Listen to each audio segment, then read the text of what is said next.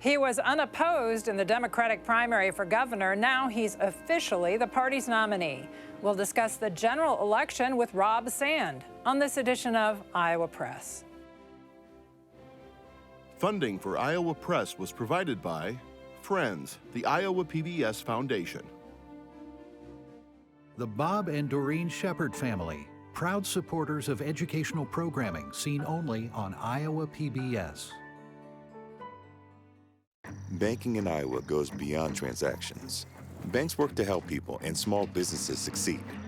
And Iowa banks are committed to building confident banking relationships. Iowa Banks, your partner through it all.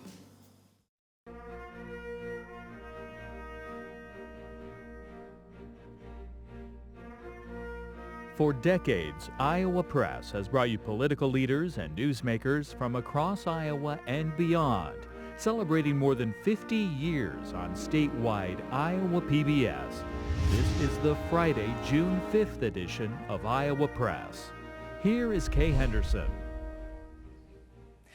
Our guest on this week's Iowa Press has been at the Iowa Press table before. He's a native of Decorah. He was an assistant attorney general. He has been the state auditor since 2019, and as of Tuesday night, he is the Iowa Democratic Party's nominee for governor. Rob Sand, welcome back to Iowa Press. Thanks for having me, Kay. Also joining our conversation today is Brianne Pfannenstiel. She is chief politics reporter for the Des Moines Register. Republicans this week have nominated Zach Lane for governor. He is also casting himself as a bit of an outsider, just like you are. He touches on notes of economic populism, some themes that you touch on as well on the campaign trail. What's the biggest contrast that you want voters to see between the two of you going into this general election? I'm very excited for Iowans to get to know him. Kansas is, in fact, outside of Iowa, so that seems to be fair. This is a guy who, I just want to, I want to use the words that were his words. That he used when he talked to the Des Moines Register. He said, if elected governor, he'll change his living situation to be in Iowa as much as humanly possible. Most of us just live here. The idea, I feel like when people say I'm going to do something as much as humanly possible, it's always sort of like, you know, we'll see how it goes. So I think, look, I don't know why he's not running in Kansas for governor. Iowans deserve a full-time governor. This is a big job. We need to have somebody who knows this state, who's been across this state. I do 100 town halls every year. I'm going to be here. And for Iowans watching who might not know, we're talking about Zach Lane flying between Iowa and Kansas, where some of he and his wife have children who are based. Is this going to be a theme of the campaign trail, and how are you going to kind of keep the message that you've been having of being, you know, nonpartisan, being better, truer, and not kind of getting into the mudslinging? How are you going to keep that? These are facts. I've always told people the facts. I spent 7 years as a prosecutor asking Iowans on a jury to put people in prison for something that they did. I told them the truth. I asked them to take an action that they thought was the right thing to do in that situation. I have never shied away from telling people the truth about the choices in front of them. And that's a very simple thing to do. We can do that in a way that is factual and clear. And in the final days of the primary cycle, Zach Lane was drawing big crowds. He's really energizing the Republican base. Is he going to be a tougher opponent for you than perhaps Randy Feenstra would have been had he been the nominee? No. What makes you think so? He lives in Kansas. Zach Lane and other Republicans are saying that you present yourself as a moderate, but you aren't really a moderate. You're a radical leftist. What's going to be your parry to that? I wish they would tell everybody that I have actually more Iowa Republican donors than any of the Republicans that were running against me. I wish they would tell everybody that people from within the Republican Party had been complimenting my candidacy and complimenting our message since I launched last May. I wish they would remind everybody that we are 48th for personal income growth average over the last 3 years. We are #1 for cancer growth, and what has brought us here has been 10 years of one-party control, where they have been looking at the situation, not addressing those issues, but figuring out how do we make it harder for the state auditor's office to find misspent money. And my opponent is a guy who's going to say the answer to that is 4 more years of one-party control, and he's actually, as a political operative, worked to elect some of the people who voted to gut the auditor's office. There are almost 200,000 more registered Republicans in Iowa than Democrats, and there are more independent or no party voters than Democrats in Iowa. Isn't this going to be an uphill climb for a Democratic nominee? This state has voted for President Trump 3 times, and each time after that, they've voted for me. I think Iowans like to support someone that's an actual human being. They are themselves. They're not a politician. I think that when the choice is clear that it's someone who's spent 2 years as an auditor, 2 terms as an auditor and 7 years as a prosecutor, versus someone whose career has been working for dark money organizations, they're going to see the difference. And I think they want somebody that knows their communities. I do 100 public town halls every single year. I don't like the 2-choice system. We've talked about that so many times at this table. I think it's broken. And they're going to try to be out there convincing people, hey, our private club is better than the other private club. I'm going to be over here saying, why are there 2 private clubs that have special legal privileges in our democracy anyway? Neither the Democratic or Republican parties do a very good job of solving our problems. We should put Iowans in charge of our democracy, not these 2 private clubs. And I think that's actually more reflective of most Iowans' desires. They may have been voting for Republican politicians, but I don't think that most people are in love with either party. I know I'm not. And I think that's part of the reason that we have so many Republican supporters, is because when we're willing to plant a flag and say, hey, this isn't working. Politicians are focused too much on getting elected and not enough on solving your problems. A lot of people say, sign me up. As we move into the general election, I think voters are interested to know who your running mate is going to be. I know that you've said you don't plan to name names ahead of time, but what insight can you give to people as they think about who this is going to be? What kind of qualities are you looking for, and what do you hope to signal to voters with this pick? It'll be someone I trust. Is that the most important issue, and why so? Yeah, it's not a political thing. It's who do you look at and you go, and who do you know, who you can talk to, and you just get a sense of like, this person is exactly who they say they are. Going back to the early 90s, there's been a woman on nearly every gubernatorial ticket since then. Do you think Iowa Democrats expect a woman? I don't know, you'd have to ask them. Moving on to an issue, and actually 2 issues that have been linked for the past year, even before that, water quality and cancer. Mm-hmm. How will you tell voters that you're resolving those 2 issues? Well, we have a plan. I'd encourage everybody to go to robsand.com. You're going to see detailed plans on a lot of things. Government reform, ethics reform, political reform, water quality, and cancer.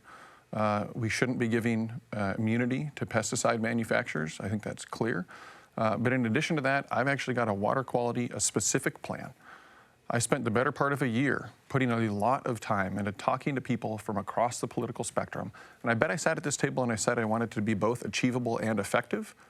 We have a plan that will be achievable and effective. I want to see the single biggest expansion of wetlands that we've ever seen in Iowa. These prairie potholes are better than anything else in filtering water, and they don't require maintenance. So once you've got that wetland there, it's not like bioreactors are okay and edge of field stuff is good, but you have to continually redo it more often than you would have to touch a wetland. I think we also need to expand the working lands program that we've been using to take low CSR land and help farmers turn that into grazing land. It's been a pilot program. It's been really popular and effective. If we do that in a big way, then I think we can have a tremendous difference in our water quality. And for that piece of the cancer crisis that stems from our water quality issues, we can have an impact. You've also suggested some tax incentives to farmers who voluntarily make changes on their farms about nitrates. Your opponent says that Iowans have been lied to by the big ag companies. Do you agree that Iowans have been misled? And when I say Iowans, I mean farmers. I find it very alarming that the foundational study around glyphosate was just retracted within the last 6 months. I think everybody should find that alarming. You've said that we should regulate and tax marijuana as one of the ways to address Iowa's, quote, ticking time bomb of a budget. How much should we expect to actually make in those taxes, and would it be enough to address that issue? It's not going to cover 100% of the deficit because this deficit is massive. It is a record deficit, $1.3 billion every year on a budget that overall is about a little over $9 billion. So this is a huge piece of our budget that we're missing. This can generate hundreds of millions of dollars. It's not going to cover the whole thing, but it is something that is among the very best things that we can do to fix that budget deficit. The other two things that I would suggest, number one, we created a PI program in the auditor's office to help local governments save money. That should become mandatory so that we can keep downward pressure while maintaining services at the local level and help those folks need less money from the state, which helps the state's budget. Number two, we shouldn't be giving private school vouchers to the wealthiest families in the state of Iowa, who are already sending their kids to private school anyway and making no sacrifice financially in order to do so. We have a budget that's upside down, and we are paying people to do a thing they were going to do anyway. That makes no fiscal sense whatsoever. So what is the income cutoff you would suggest? I'm open to a conversation on that. I would start at the same level that they had this at for the first year. Moving on to something that happened this past year, Governor Reynolds signed a property tax bill that the legislature produced this year. Would you, as governor, seek any adjustments in that law or offer any more property tax limitations? Great question. If anyone out there wants to hear me go for a very long time and put you to sleep tonight on property taxes, you can Google Rob Sand Dickinson County Taxpayers Association and watch me talk for half an hour about property taxes. I don't think you want me to do that and have this be the last question, so I won't do it right now. That bill got written and passed in a matter of hours. Most of the people, I would wager, who voted for it aren't quite sure what it's going to do. I think anyone who would sit here today and say this is exactly what we need to do on property taxes is being more of a politician than they are a public servant. A public servant is willing to say a thing like, we need to know where we are before we decide what direction to go in, right? That might sound conservative to you. That is my view on this. The dust needs to settle. We need to understand exactly what the impacts are going to be of this property tax bill, and we can figure out what happens after that. One of the elements that was in the Senate Republicans' plan at the very beginning was an increase in the gas tax that would regenerate every year under certain conditions, gave the legislature veto power over an increase annually. As a way to help cities and counties deal with crumbling roads and bridges.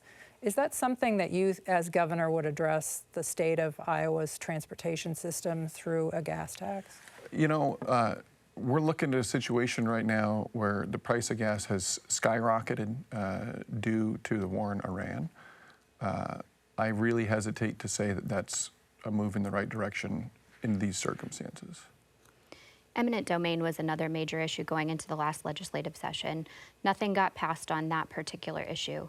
Will the next governor have a role in discussing that, or will the pipeline begin construction and make the issue moot for the legislature? I can only tell you what I believe.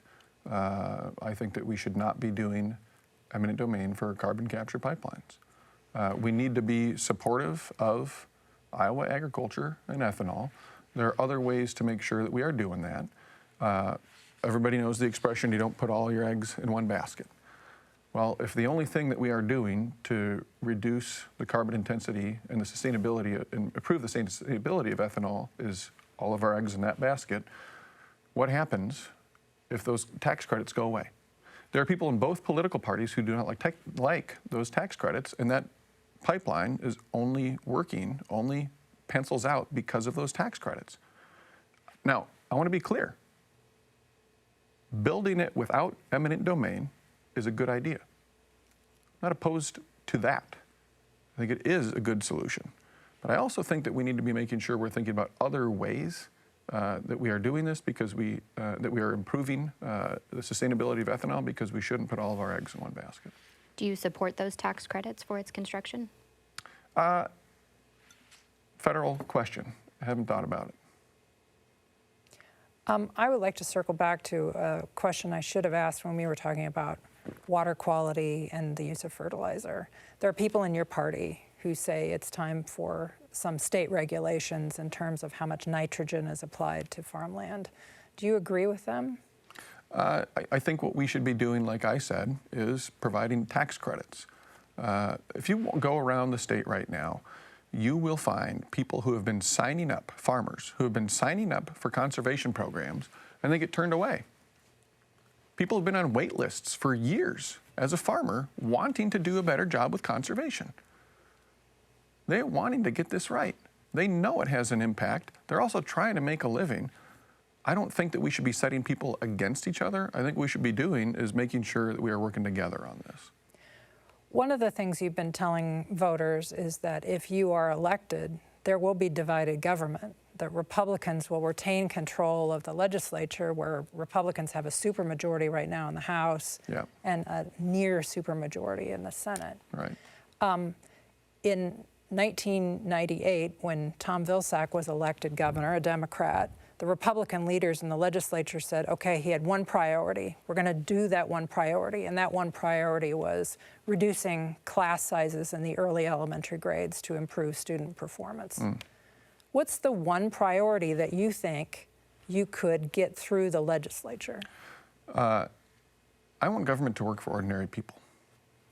People are being crushed right now with high prices, gas, energy, healthcare. We have a water quality crisis. We have all these problems in Iowa. Our education system, when I was growing up in Decorah, was one of the best in the country. And here we are in the middle of the pack. The reason that we have all of these problems is because our system for solving problems, our system of self-governance, has hit the point where it is run by two private clubs who are more focused on serving the little number of insiders that they have than aren't actually solving problems. If we give ourselves a better problem-solving system, our problems will begin to get better. My number one priority is doing that. Democrats and Republicans should not have special legal privileges on your ballot. They should not be able to force us into picking between the lesser of two evils. So what you're talking about are open primaries, correct? One public primary. Everyone's on the same ballot. Independent voters should be equal citizens in our democracy. We just had a primary where a third of the state of Iowa was told that they are less equal than anyone else because they're a registered independent. Tell me how that's American. Tell me how that's Iowan. You can't, because it's not. And then we look around and we wonder, why is everything so messy? Why is everybody so angry? It's because we're taking the people who are independent voters and we're telling them they can't participate. It's wrong. I want to have a single public primary. Every eligible voter gets to participate because that is their voice and that is their right under the Constitution, and it's the right thing to do. Once we do that, we send the top four, regardless of party, maybe the top five, maybe the top three. I'm open-minded. Send those to the general election and tell people, here's your general election candidates, vote for as many of them as you approve of. Whoever has the most people that approves of them wins the election. Well, you've talked about this quite a bit on the campaign trail, opposing the two-party systems. You've been criticized for having donated money to the Iowa Democratic Party. Why did you choose to do that if you're opposed to this two-party system? The Iowa Democratic Party has a reduced rate for USPS mail. An independent candidate doesn't. These are the kinds of special legal privileges that I'm talking about ending. We have a two-choice system. If you make it a three-way race, we all know what happens. Whichever party the independent candidate is closer to, they pull votes from that person. The other party probably doesn't hit 50%, but they're the ones that ends up winning. We need to change the system by electing people who, you can probably tell how much I care about this listening to me right now. We need to elect people who are dead serious about reforming the system, but we have to do that from the system and the way it works now, because the Democrats and Republican parties historically have set it up to make it impossible to win otherwise. Well, your nomination puts you at the top of the Democratic ticket, several candidates all the way down the ballot. How do you see your role as a leader within this party now being at the top of that ticket with people like Josh Turek, with people like Sarah Trungariat? I say what I think. I think a lot of them probably agree with me. I hope that we see Democrats and Republicans campaign on this, not just in Iowa, but everywhere. Iowa Democrats are talking with the national party right now about the caucuses, about their place within the national political system, trying to get a place in that early voting window once again. If you're elected governor, would you push for Iowa to go first? Yes.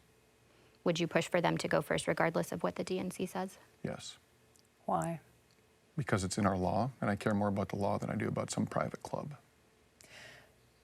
I'm wondering about something you're talking about on the campaign trail. You're talking about veto ceremonies. Yes. Some of us have covered bill signing ceremonies in the governor's office. To be clear, I want both, Kay. Okay. Bill signing ceremonies. I don't want bill veto ceremonies. But if they send me bills that are dumb ideas, that are culture war bills, then we'll have a bill vetoing ceremony. So how should Iowans interpret what they're hearing from both political parties, from you and from Republicans? I mean, if you're elected, is this going to be an antagonistic 4 years? No. Well, let me put it this way. A bill vetoing ceremony only happens after a legislature sends a bill. I will be working with the Republican legislature like we were just talking about. My message to that legislature is my message to every single Iowan in this state. It is time to focus on making sure we are not 48th for personal income growth. It is time to focus on making sure we are not at the top of the cancer ratings. It is time to take action on water quality and on radon. It is time to take action on making our public school system among the best in the country. Send me a bill that is just culture war stuff, that isn't making Iowa more competitive, that isn't making Iowans solve problems and making their costs go down, and I'm going to veto it.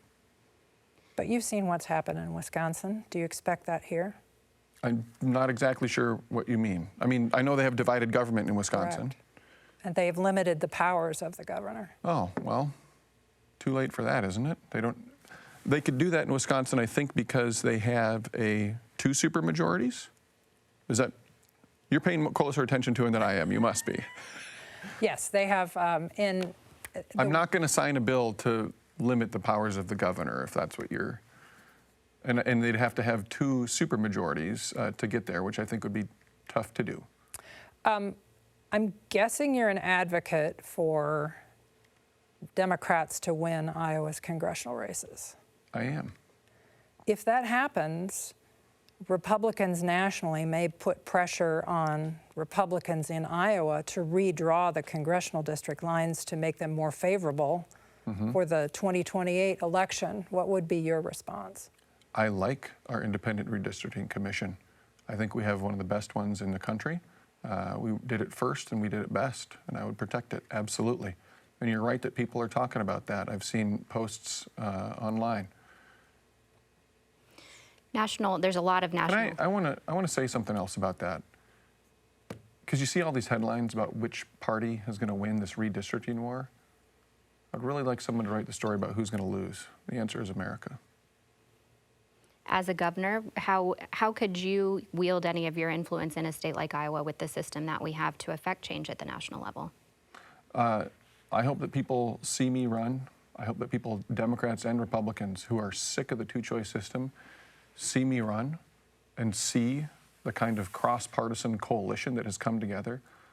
Guys, we have 3 times the number of Republican donors that Zach Lane has. Excuse me. We have 3 times the number of Republican donors that Zach Lane has total donors. We are building a movement here that is beyond being Democrats and Republicans. It is about rejecting the politics of hate, bringing people together. We did 100 public town halls last year. We're doing 100 more this year. I hope everybody goes to robsand.com and finds when we're going to be in your county, because you can sign up now. We've got dates and times. We invite people to love their neighbors at these events. We ask them to applaud the people who are in the opposite political party and then sing the first verse of America the Beautiful together. You should feel the lightness in the room when that happens. I want this to happen everywhere. I want people to come together. I'm so sick of the anger and the hatred and the division. Blessed are the peacemakers. That's what I want to be. I hope we find all kinds of peacemakers from across the political spectrum who want to do that too.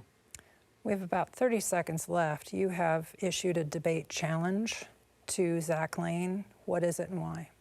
I'd love to see him do 100 public town halls the same way I do, 2 weeks advance notice, open to the public, taking non-pre-screened questions, and let's do 4 debates too. That's more than any 2 candidates have done going back 20 years.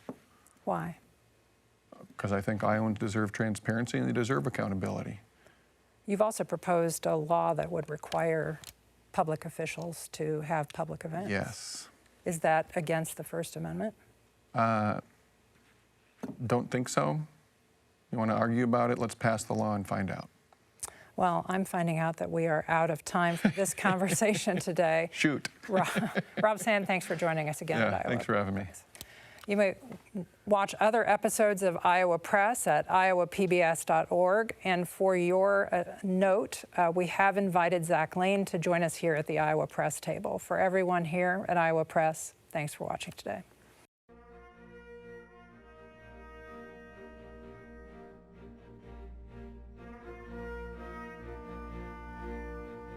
Funding for Iowa Press was provided by Friends, the Iowa PBS Foundation. The Bob and Doreen Sheppard family, proud supporters of educational programming seen only on Iowa PBS. Banking in Iowa goes beyond transactions. Banks work to help people and small businesses succeed. And Iowa banks are committed to building confident banking relationships. Iowa Banks, your partner through it all.